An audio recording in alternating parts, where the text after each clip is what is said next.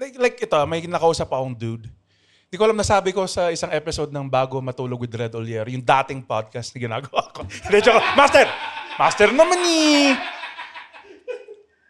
I don't like, again di ko kilala ko sino ka, baka mabait kang tao. Kaya hindi kita matutulungan, asa rin lang kita.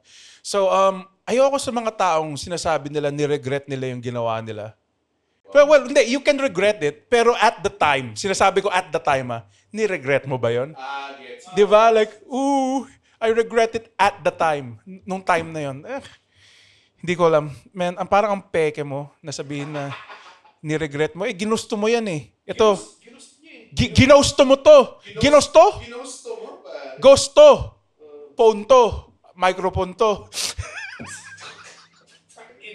Ito na lang gawin mo. Huwag ka lang makipagbalikan sa kanya. Magdala ka na lang ng hot na chick. Doon sa wedding. Di ba? Ang weird kasi na gusto mo pang balikan ginost mo na nga eh. Tangina, nakakita ka lang ng mga baby cakes na mas maganda sa kanya, pare. Tapos nakapag-bembang ka na, pare.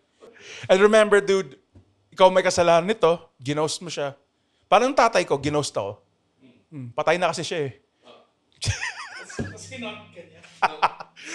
Andren, amoy chiko na ako.